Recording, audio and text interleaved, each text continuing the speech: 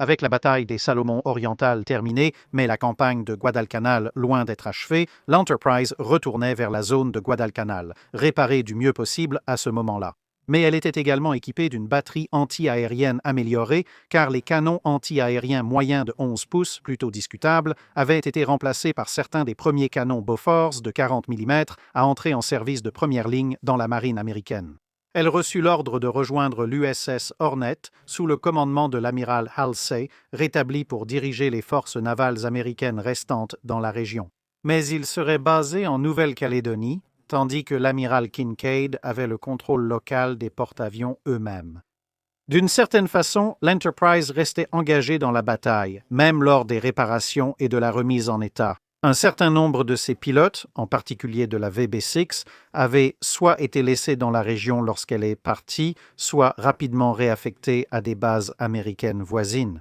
Et ainsi, ils avaient continué à combattre pendant que leur ancienne base flottante se trouvait à Pearl Harbor.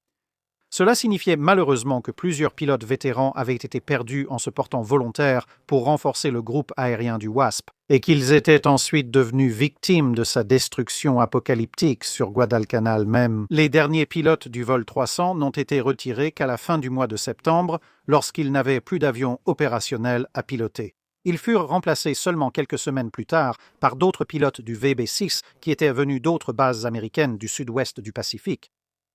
Ceux-ci nouèrent rapidement une solide amitié avec les Marines et le personnel de l'armée à Guadalcanal en partageant les épreuves et les pertes. La maladie et la fatigue faisaient qu'ils recrutaient souvent des mitrailleurs arrière parmi à peu près n'importe qui se trouvait à proximité, qui n'avait pas une peur absurde de voler et qui n'avait rien de mieux à faire. Un duo particulièrement efficace était composé du pilote Bill Pittman, qui découvrit un tireur de chars solitaire ne connaissant absolument rien aux avions si ce n'est qu'il volait, et que les chars ne volèrent pas. Mais il connaissait presque tout sur les armes et leur utilisation. Il restait indifférent alors que des morceaux de l'appareil étaient arrachés par les tirs japonais du moment qu'il pouvait arroser joyeusement avec les mitrailleuses arrière. En retour, il faudrait 10 jours à l'Enterprise pour descendre jusqu'à la zone de combat. Et son nouveau groupe aérien embarqué, le Carrier Air Group Dix, a profité de chaque heure de jour disponible pour s'entraîner et se familiariser avec leur nouveau navire, et ce n'était pas trop tôt. Les Japonais avaient tenté de grandes offensives visant à prendre le terrain d'Henderson. Et une fois qu'ils en auraient pris le contrôle, ils prévoyaient d'y installer leurs propres avions et de mettre fin à toute contre-attaque américaine contre leur occupation des îles Salomon. Cela leur permettrait aussi d'interdire plus efficacement les lignes d'approvisionnement entre les États-Unis et l'Australie. Seuls les efforts héroïques des forces américaines au sol jusqu'à la mi-octobre ont permis que l'aérodrome reste entre les mains des États-Unis. Lorsque l'Enterprise est arrivée, la marine impériale japonaise tournait autour comme des requins, sentant l'odeur du sang depuis près de 2 semaines. En plus des 2 grands Shikaku, le plus petit Zuiho et le Junyo de taille moyenne étaient présents. Ils attendaient tous le signal indiquant que Henderson Field était enfin aux mains de l'armée impériale japonaise. À ce moment-là, le plan était de faire décoller de grands contingents de leurs groupes aériens afin de maximiser immédiatement la force disponible sur le terrain d'aviation. Avec d'autres unités, comme les escadrons de chasseurs basés à terre et les bombardiers bimoteurs, qui devaient progressivement remplacer les groupes embarqués une fois que ces derniers seraient prêts à venir, le 24 octobre, moins d'un jour après l'arrivée de l'Enterprise dans la zone générale. La marine japonaise informa ses homologues de l'armée japonaise qu'après 15 jours d'attente, les porte-avions devraient bientôt repartir pour se ravitailler. Ne voulant pas être considérés comme la cause de l'échec global de l'offensive, l'armée japonaise lança une nouvelle attaque cette nuit-là et supposa qu'elle réussirait, annonçant à la marine japonaise que Henderson pouvait être occupé. Dès que l'aube se leva le 25, malheureusement pour eux, au lever du jour, la bannière étoilée flottait encore sur le terrain Henderson et les porte-avions de Kinkaid arrivaient en renfort. Les Dauntless étaient déjà en train de chauffer sur le pont et juste après le déjeuner, un Catalina repéra une partie de la formation japonaise. Il se dirigeait vers le sud-est, vers Guadalcanal, tandis que les porte-avions américains, à l'est-nord-est, avançaient vers l'ouest. Au moment du rapport, La distance entre les deux formations était d'environ 360 miles déjà dans la portée théorique d'attaque et les deux forces se rapprochaient à une vitesse proche de celle d'une autoroute. Au total, une douzaine de Dauntless de reconnaissance ont décollé du pont d'envol de l'Enterprise pour reprendre et maintenir le contact, tandis qu'une autre douzaine de Dauntless de bombardement. 7 Avengers et la moitié des chasseurs du porte-avions se préparaient à décoller derrière eux, l'idée étant qu'ils auraient ainsi moins de distance à parcourir lorsque les éclaireurs les appelleraient. Mais les éclaireurs n'ont pas pu reprendre contact avec la formation japonaise signalée et tout le groupe a dû rentrer à la base. Après des heures passées en vol, alors que la nuit commençait à tomber, un manque d'expérience en vol de nuit combiné au temps passé en l'air a fait qu'un Wildcat, 3 Avengers et 3 Dauntless ont tous été contraints d'amérir, le pilote du Wildcat étant perdu. Heureusement, tous les équipages des avions d'attaque ont été récupérés et ramenés à bord. Les porte-avions ont ensuite continué leur progression pendant la nuit, réduisant la distance et espérant que le lendemain leur serait plus favorable. À 6 heures du matin le lendemain, 16 Dauntless ont décollé pour une nouvelle mission de recherche. Ils opérèrent par paires, suivis de 8 F-4F, formant une patrouille de combat aérien et d'une demi-douzaine d'autres SBD en patrouille ASM. L'une des paires de SBD du VB-10 a signalé avoir vu un hydravion de la marine japonaise passer devant eux, allant dans la direction opposée, à un peu plus de 80 miles.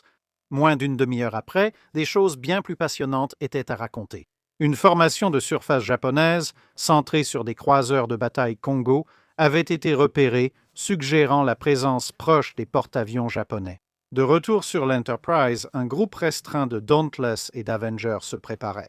Les ordres du jour indiquaient que l'Enterprise devait assurer la reconnaissance et la défense anti-sous-marine, et cela signifiait que le Hornet devrait fournir l'essentiel de la puissance d'attaque. 40 minutes plus tard, à 8h10, une paire de SBD du VS-10 a envoyé un message radio. Ils avaient repéré une paire de porte-avions japonais. La position indiquée montrait que les deux flottes avaient réduit de 160 miles la distance pendant la nuit. À 200 miles de distance, c'était un peu plus loin que la portée de repérage initiale à Midway, mais cela pouvait changer très rapidement. Les deux porte-avions américains ont viré au nord-ouest et accéléré. Pendant que les formations d'attaque se préparaient à décoller, les deux Dauntless de la VS-10 ont décidé d'attaquer la formation japonaise, mais ils avaient déjà été repérés. Entre les navires japonais qui manœuvraient pour esquiver et les deux Dauntless attaqués par des héros de la patrouille aérienne, ils ont dû se défendre au lieu d'effectuer des piquets de combat, puis rentrer à la base. Deux autres Dauntless de reconnaissance, ayant entendu ces rapports radio et compris que les contacts étaient faits, se sont rendus sur place pour voir ce qu'ils pouvaient faire. Comme la majeure partie de l'attention de la marine japonaise était portée sur les deux premiers Dauntless qui avaient inquiété les porte-avions, cette seconde paire est arrivée complètement inaperçue. Et bien qu'ils aient pris le plus petit Zuiho pour l'un des Chicago, ils ont tout de même largué 2 bombes de 500 livres à l'arrière du pont d'envol du porte-avions, rendant le Zuiho incapable de poursuivre ses opérations aériennes ce jour-là. Mais tout aussi précieuses étaient les informations qu'ils ont transmises par radio, même lorsque la DCA et les Zéros les poursuivaient, ces informations étant que les ponts d'envol des porte-avions ennemis étaient dégagés, ce qui signifiait que l'attaque préparée par les Japonais était déjà en route. Le Hornet a envoyé 29 avions dans sa vague d'attaque, tandis que l'Enterprise a envoyé 8 Avengers, 3 Dauntless et 8 Wildcats. La plupart de ces F-4F étaient réservés à la patrouille de combat aérien. Malheureusement, pour la deuxième fois de la journée, les avions de la marine japonaise et de la marine américaine se sont croisés en volant dans des directions opposées, mais cette fois, le groupe de la marine japonaise était beaucoup plus haut en altitude et plusieurs Zéros se sont détachés de la formation. Ils ont mené une attaque en piqué contre le groupe de l'Enterprise. Les pilotes américains ont d'abord vu l'Avenger de tête du VT-10 quitter la formation en flammes, tournoyant. Les Wildcats ont essayé d'intervenir, mais ils avaient réduit les gaz lors d'une montée en zigzag pour tenter de suivre leurs protégés. Ainsi, ils ont commencé le combat avec très peu d'énergie et sans avantage d'altitude, alors que les Zéros en piqué avaient toute l'énergie du monde. 3 Avengers au total ont été abattus et plusieurs autres ont été touchés à divers degrés.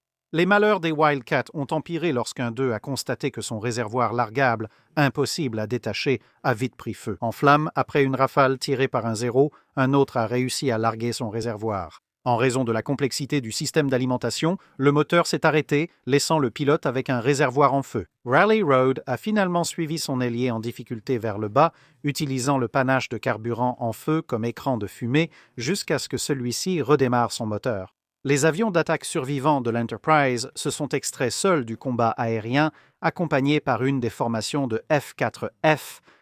Les 4 autres Wildcats sont restés dans le combat pour gagner du temps. 3 de ces 4 appareils furent abattus, et le dernier rentra péniblement à la base, n'étant plus qu'un assemblage de trous évoquant vaguement la silhouette d'un F-4F. Le score final fut de 3 Avengers et 3 Wildcats abattus, avec plusieurs autres gravement endommagés. En échange d'un groupe de 4-0, dont le carburant devenait maintenant une préoccupation, tous les appareils ayant consommé une bonne partie de leurs réserves en tentant d'échapper à l'attention des Zéros. Les pilotes de l'Enterprise ont dû attaquer les premiers navires japonais aperçus. Bien que défectueuses, les torpilles Mark XIII ont sauvé le Suzuya de tout danger plus grave que la simple dépense de munitions. Le trio de Dauntless a tout de même réussi à infliger des dégâts importants au croiseur voisin Chikima. Mais ce serait à peu près tout pour l'action offensive du groupe aérien de combat Dix lors de cette phase de la bataille. Mais la journée n'était pas finie pour tous les pilotes.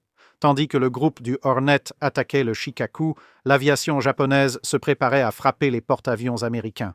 Le destin a souri à l'Enterprise. Juste après l'annonce de l'alerte de raid aérien, elle est entrée dans une averse et a été brièvement cachée.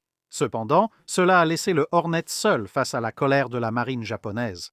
La mauvaise coordination des chasseurs, qui avait déjà affecté la marine américaine lors de la bataille des Salomon orientales, persistait partiellement. Les pilotes restaient plus discrets sur le réseau radio, mais les contrôleurs ont commis une erreur fatale. Au lieu de donner des instructions de direction basées sur des relèvements absolus à la boussole, ils ont par défaut, probablement sous le stress, donné des relèvements relatifs à l'Enterprise elle-même et avec la bourrasque qui la couvrait. Du point de vue des pilotes de la marine américaine comme de leurs homologues japonais, les tentatives pour diriger ces pilotes vers les assaillants qui arrivaient étaient donc à peu près aussi utiles qu'une théière en chocolat. Certains des Wildcats ont réussi à intercepter les assaillants à la dernière minute, principalement en se dirigeant simplement vers le Hornet s'ils pouvaient la voir, mais ce n'était pas suffisant et le Hornet a été durement touché.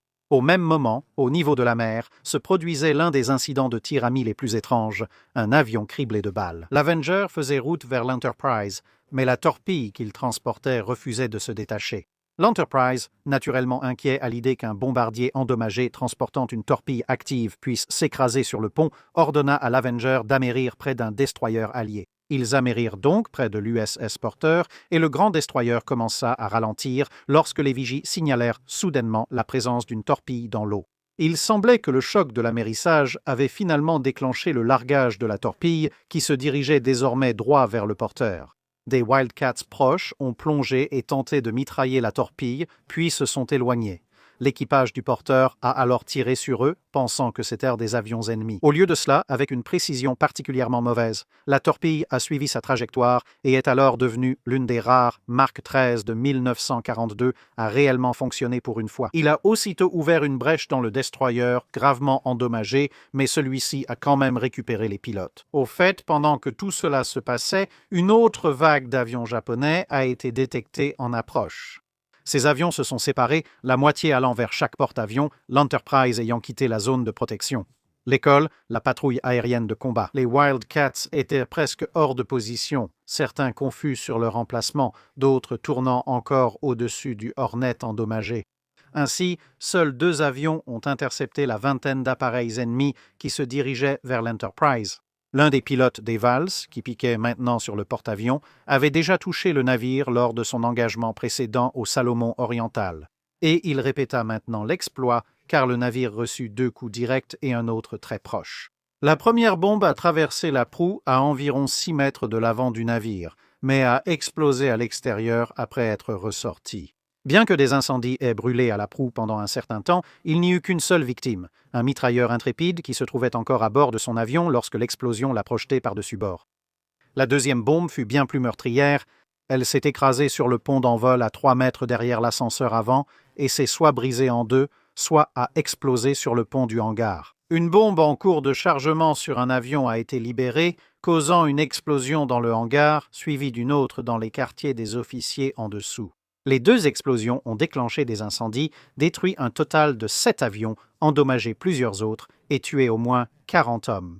2 survivants ont réussi à s'échapper de l'enfer grandissant en dessous.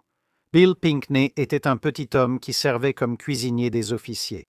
Il avait été brièvement assommé, mais avait repris ses esprits. James Bagwell était un artilleur qui avait été blessé et commotionné par l'explosion.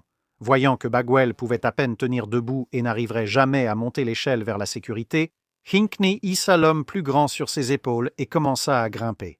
Arrivé en haut, il tendit la main et toucha sans le savoir un câble électrique sectionné encore sous tension et les 2 hommes retombèrent sur le pont, Pinkney étant temporairement assommé pour la 2e fois. Une fois qu'ils reprirent connaissance, il répéta simplement le processus sans toucher le câble sous tension et fit passer son camarade par la trappe vers la sécurité. Il redescendit voir s'il pouvait aider quelqu'un, mais tous les autres étaient déjà morts depuis longtemps. Il remonta donc l'échelle une 3e fois, tenta d'aller aider à la gestion générale des dégâts ailleurs, puis s'effondra et fut emmené d'urgence pour recevoir des soins médicaux. On découvrit qu'il avait accompli tout cela avec des brûlures au 3e degré aux mains, au dos et à une jambe, ainsi que de multiples blessures par éclats d'obus de tailles diverses. Sans surprise, il fut proposé pour la Navy Cross et l'a reçu. Ce qui est peut-être plus surprenant, c'est que non seulement il a survécu, mais il a même réussi à atteindre l'âge de 61 ans, ne décédant qu'au milieu des années 1970 à cause d'un cancer sans aucun rapport avec ses blessures. Peu de temps après, cependant, une énorme explosion secoua le navire. C'était l'explosion qui était passée tout près. Toute la longueur de la coque sembla se tordre et tout ce qui n'était pas fixé s'envola. Les avions bondissaient et sautaient sur le pont d'envol. L'un tomba par-dessus bord, un autre bascula dans la galerie de canons qui la longeait. Les gyroscopes perdirent une partie de leur mercure. Un réservoir de carburant a été percé, l'un des supports principaux de la turbine s'est fissuré et tout le mât s'est tordu, déréglant de nombreux systèmes radars et radio qui s'y trouvaient. 10 hommes des salles de manutention avant des canons de 5 pouces furent piégés à leur poste.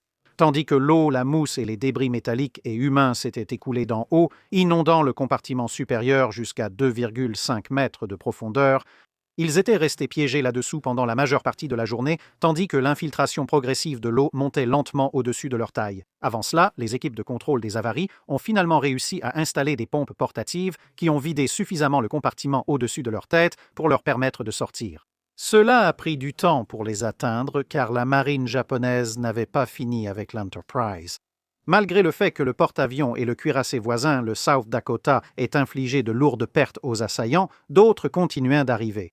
Ensuite, une vague de bombardiers torpilleurs Kate lança une attaque en tenaille parfaite, impossible à fuir. Une attaque similaire de bombardiers torpilleurs bimoteurs avait déjà mis fin au talent d'évasion du HMS Repulse près d'1 an auparavant, et plus tôt ce jour-là. D'autres Kate avaient utilisé cette tactique pour immobiliser le Hornet, mais une fois de plus, le destin est intervenu. 7 Kate arrivaient par bâbord et 5 autres par tribord, mais le plus grand groupe à bâbord était divisé. 3 en tête, suivis des 4 autres, à une certaine distance derrière, par un mélange de chance et de compétence. Les 3 premiers sont tous tombés sous le feu de la DCA en succession rapide, ce qui a permis au capitaine Hardison un bref répit. Quand la seule menace était les 4 torpilles arrivant par tribord, il observa les sillages, fit des calculs précis à la volée, attendit un long moment, puis ordonna au navire de virer à droite toute barre.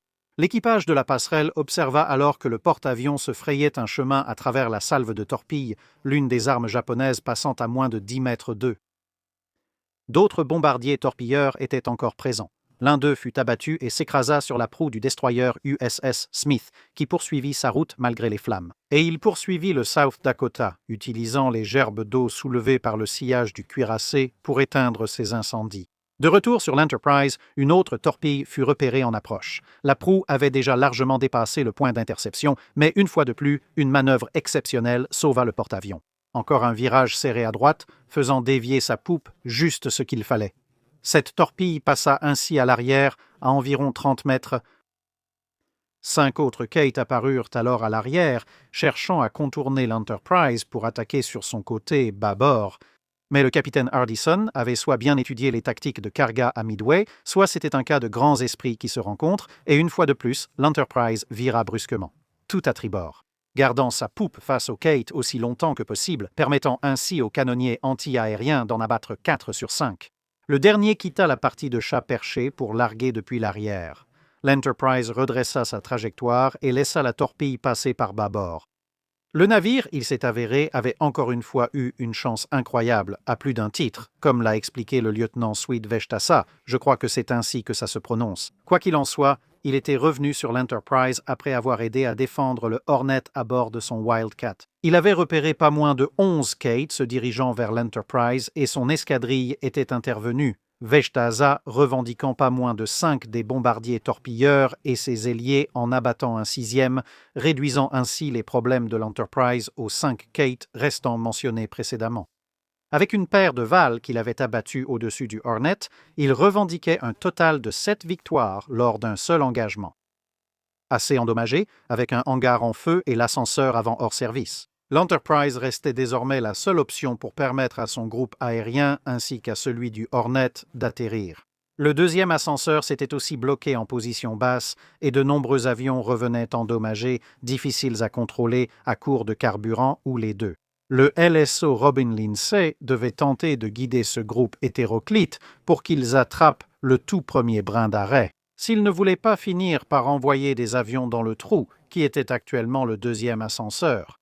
Pendant ce temps, l'Enterprise manœuvrait en esquivant alors que d'autres avions ennemis approchaient. Ressemblant plus à un chef d'orchestre fou qu'à un officier d'appontage, Lindsay réussit à faire atterrir quelques avions avant d'être interrompu par le grondement des canons anti-aériens. Alors que 20 Val surgissaient des nuages en hurlant, Lindsay se lança. Ses gestes et ses signaux étaient accompagnés d'un flot d'injures à l'encontre des pilotes japonais qui approchaient. C'est presque impossible à répéter, mais cela signifie en gros « Veuillez partir mourir dans un incendie, loin d'ici, et laissez-moi travailler ». Comme la plupart des pilotes japonais ne comprenaient pas l'anglais, il a renforcé son propos en montant dans le dernier SBD arrivé et en tirant avec ses mitrailleuses arrière. C'était en train de devenir une habitude pour les membres d'équipage du pont de l'Enterprise. Cette fois, la DCA s'est montrée plus efficace que lors de l'attaque précédente des bombardiers en piqué. Plusieurs soupapes ont été touchées, transformant leur piqué en plongée fatale, et une seule bombe a ricoché sur le flanc du navire avant d'exploser dans l'eau. Cela a tout de même endommagé les cloisons et inondé les espaces vides. L'ascenseur numéro 1, tout juste remis en service, s'est encore bloqué, mais en position haute, ce qui a permis la poursuite des opérations aériennes. Cependant, une autre victime des différentes zones de choc fut le radar principal, avec des gerbes d'eau, des douilles vides, des balles japonaises ricochant partout, le navire criait dans tous les sens, engagé dans un rallye mortel. Le lieutenant Brad Williams, officier radar, monta au sommet du mât avec sa boîte à outils pour réparer le radar, alors que des avions japonais fonçaient près de lui, parfois même en dessous. Au début, il tenta de réparer l'antenne d'une main en se tenant à l'échelle de l'autre, mais sans grand résultat. Alors, il improvisa un harnais et s'attacha à l'antenne, confiant son poids à ce harnais de fortune et n'utilisant ses pieds que pour garder l'équilibre. Il se mit alors à travailler des deux mains, devenant peu à peu légèrement brûlé alors qu'un mélange de gaz d'échappement soufflé par le vent et de fumée, ainsi que les effets secondaires de la proximité de certains tirs de canon de 5 pouces et de leurs flammes à la bouche, brûlaient progressivement les bords de son uniforme et rongeaient tous les poils exposés. C'est alors qu'un tir ricocheté arriva. L'explosion était si proche qu'elle l'a rendu sourd. Il lui faudrait en fait des semaines pour retrouver l'ouïe, et il se retrouva alors à balancer dans le vide, suspendu uniquement par son harnais improvisé. Finalement, il fut récompensé par le succès. Et lorsque les écrans radars se sont rallumés dans la salle de contrôle radar, l'un des techniciens a rapidement remis le radar en rotation. Malheureusement, le pauvre Williams restait attaché à l'antenne et entama la première d'une douzaine de rotations involontaires dans les airs. Lorsque le moteur s'est mis en marche, le bruit assourdissant de la DCA a couvert à la fois ses appels à l'aide et ses promesses de vengeance contre l'imbécile responsable de sa situation actuelle, jusqu'à ce qu'un officier de passerelle remarque une ombre passer et ordonne l'arrêt du radar pour que le pauvre lieutenant puisse se détacher et descendre. À peine Williams avait-il retrouvé un sol plus ferme que le radar détecta une nouvelle vague de bombardiers en piqué arrivant. À ce stade, les F-4F avaient épuisé leurs munitions et la plupart de leur carburant. Ce serait donc un duel entre les artilleurs anti-aériens et les pilotes japonais uniquement. Plusieurs pilotes se sont détachés et ont attaqué d'autres navires. Un South Dakota a été touché sur l'une de ses tourelles principales, le croiseur léger. San Juan a été traversé par un projectile, endommageant sa direction et dispersant le groupe pendant que le croiseur tournait hors de contrôle. Mais ensuite, tout était terminé. LSO Lindsay a pu quitter sa position de tir improvisé, retrouver ses raquettes et le navire a recommencé à récupérer les avions. Même si l'équipage du pont d'envol travaillait au plus vite, certains avions en attente sont tombés en panne de carburant et ont dû amérir près des navires d'escorte. Ils gagnaient beaucoup d'expérience dans la récupération. L'équipage aérien, avec l'ascenseur numéro 1 en panne et les avions atterrissant passant au-dessus des deux autres, le numéro 2 ayant été réparé, il n'y avait aucun moyen de descendre les avions sans interrompre les opérations et bientôt le pont d'envol était plein. Cela a été résolu en lançant 13 SBD ravitaillés avec l'ordre de se diriger vers Espiritu Santo. Cela a libéré juste assez d'espace sur le pont pour faire atterrir le dernier avion encore en vol, un Avenger, le Hornet ayant été abandonné pour perdu et effectivement finalement coulé par des destroyers japonais. Plus tard dans la nuit, ils ont retrouvé le porte-avions abandonné, détrempé, mais encore à flot. L'Enterprise était le seul porte-avions américain encore opérationnel dans le Pacifique. Bien que cabossé, troué et marqué par le feu, le navire était tout juste opérationnel, tant que l'on reste assez généreux avec ce terme. Une fois de plus, avec un groupe aérien mixte, elle se dirigea vers Noumia pour tenter de réparer les pires dégâts avec l'aide du navire de réparation Vestal. Une partie du rapport après action du navire concernant ses défenses anti-aériennes est assez révélatrice de l'état réel des capacités anti-aériennes américaines à ce moment-là, la défense par les batteries anti-aériennes. Encore une fois, le radar de contrôle de tir n'a détecté aucune cible. Depuis son installation, il n'a jamais été utile. Les recommandations déjà soumises concernant sa modification sont à nouveau soulignées. La précision requise pour positionner cet équipement sur une cible aérienne semble impossible à atteindre en action. Aucun des directeurs de 5 pouces n'a détecté de cible, bien que le télémètre de 3 des pannes de courant complètes se sont produites sur les groupes 1 et 2, des pannes partielles de courant de 5 pouces se sont produites sur le groupe 3. Il y a eu de fréquentes défaillances de bourreurs et des ratés électriques sur tous les canons. 4. Le système de tir du directeur, peu maniable et aggravé par de nombreuses pertes ralentissant la cadence, a rendu la batterie de 5 pouces la moins utile des armes antiaériennes. Sauf pour les attaques de bombardement horizontal à haute altitude, il est difficile en contrôle local d'aligner pointeur et orienteur sur la même cible. Un nouveau type de fusée, qui devrait être disponible prochainement, pourrait grandement augmenter l'efficacité du 5 pouces contre les attaques en piqué et les attaques à la torpille. 5. Les performances du 40 mm lors de leur première utilisation ont été satisfaisantes. Ces canons pourraient devenir notre meilleure défense contre les bombardiers en piqué. Plusieurs défauts persistent. Douille vide, bourrage dans les goulottes, contrôle local trop sensible, tir insatisfaisant et bouclier anti-éclat trop haut. Des rapports distincts sur ces insuffisances seront transmis. 6. Le 20 mm, malgré sa courte portée, s'est révélé extrêmement efficace et a abattu la plupart des avions ennemis descendus par ce navire. Il ne peut pas toujours intercepter les bombardiers avant qu'ils ne larguent leurs bombes, mais il peut les maintenir en altitude et infliger de lourdes pertes à ceux qui attaquent. Dans une partie distincte du rapport, sous la rubrique générale, il est noté 1. Les avantages d'opérer 2 porte-avions à proximité l'un de l'autre, si les opérations se déroulent dans des zones où une attaque aérienne est à prévoir, sont nombreux. Un seul porte-avions, dans de telles conditions, obligé d'effectuer des recherches le matin et le soir, des patrouilles de combat, des patrouilles aériennes rapprochées et éventuellement intermédiaires, n'a plus grand-chose à disposition pour attaquer. Et, si cela dure, il risque un affaiblissement marqué de sa force aérienne dû à l'épuisement du personnel et à la détérioration du matériel. Oui, une couverture aérienne fiable fournie par d'autres sources changerait la situation.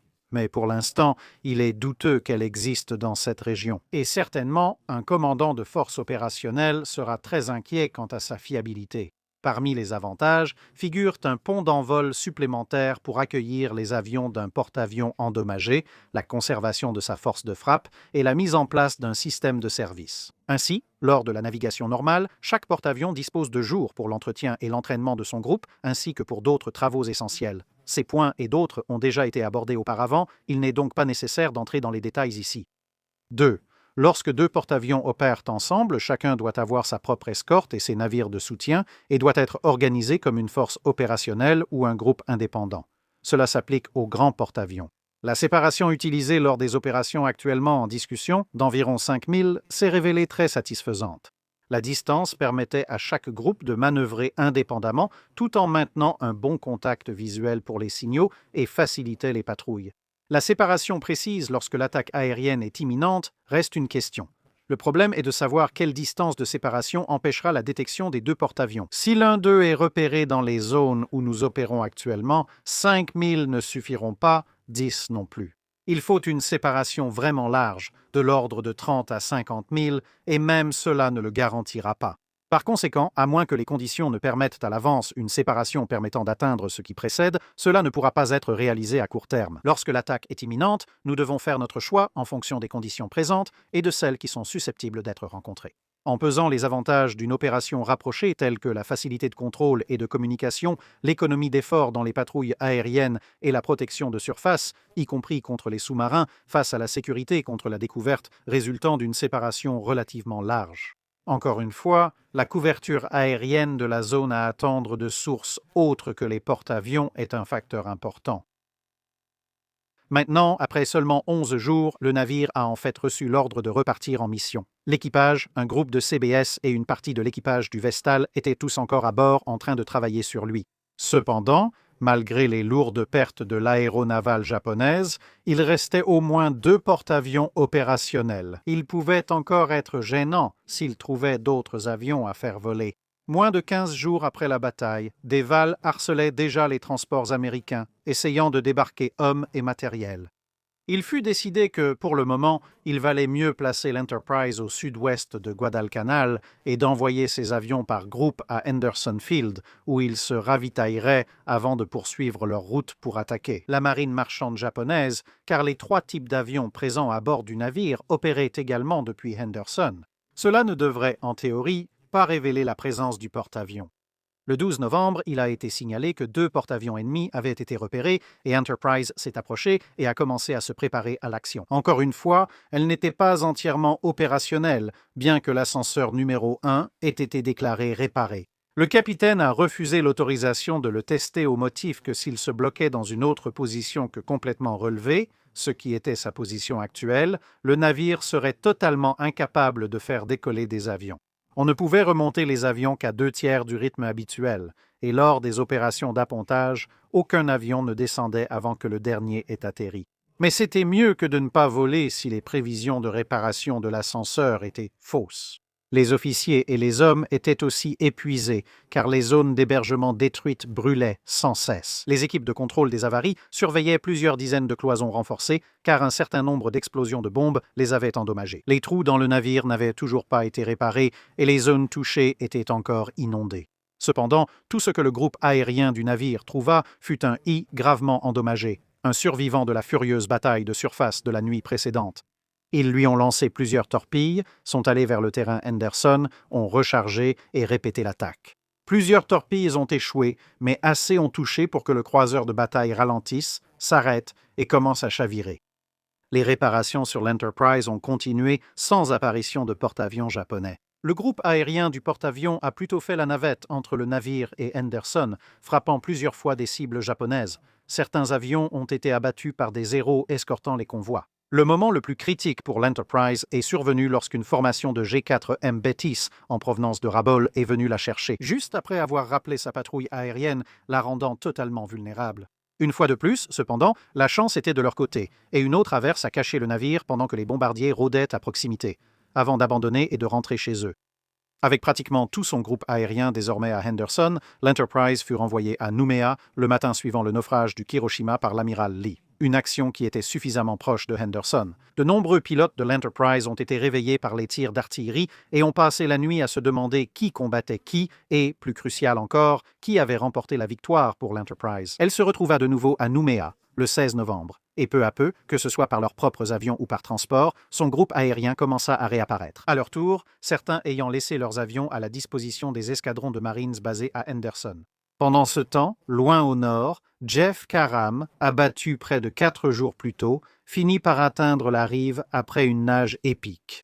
Il a été secouru par certains des habitants de l'île sur laquelle il avait atterri, qui était l'une des îles Russell. Et là, il a été nourri et a rencontré un pilote de la marine venant d'Henderson, qui avait également été secouru par les habitants. Les deux ont été protégés d'un contingent japonais à proximité et ont finalement été récupérés par un Catalina. Caron a finalement réussi à retourner à son navire pour reprendre les airs. Apparemment, toute cette expérience ne l'a pas vraiment perturbé, puisqu'il vivra bien au-delà de ses 90 ans. Début décembre, assez d'appareils de remplacement étaient arrivés. L'Enterprise était repartie en mission. On sentait une sorte de course en cours. L'Enterprise réparait toujours le navire pendant qu'à des milliers de kilomètres, à Truk, les porte-avions japonais restants s'efforçaient de former de nouveaux pilotes pour reconstituer leurs groupes aériens.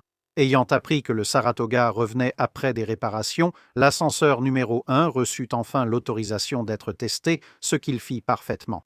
Et le premier anniversaire de l'implication américaine dans la Seconde Guerre mondiale passa sans grand incident, bien que le navire allait repartir pour d'autres opérations. Le dernier grand événement fut la bataille de l'île Renal, où le croiseur Chicago fut touché et coulé malgré les meilleurs efforts de la patrouille aérienne de combat du porte-avions. La campagne de Guadalcanal se terminant et un nouveau porte-avions, le HMS Victorious, devant rejoindre l'Enterprise et le Saratoga au sud. En avril, le navire reçut l'ordre de retourner à Pearl Harbor, où il arriva en mai, mais à la déception de beaucoup, le navire ne repartirait pas vers les États-Unis. Les porte-avions étaient encore bien trop précieux pour que l'Enterprise soit autorisée à s'éloigner autant de la zone de combat. À la place, il y aurait environ 6 semaines de révision à Hawaï, en attendant l'arrivée de l'USS Essex, qui avait été mise en service à la fin de 1942, mais ne devait pas arriver en première ligne avant l'été. Il n'y avait que l'Enterprise, le Saratoga et le Victorious face à tout ce que la marine japonaise choisirait de leur opposer.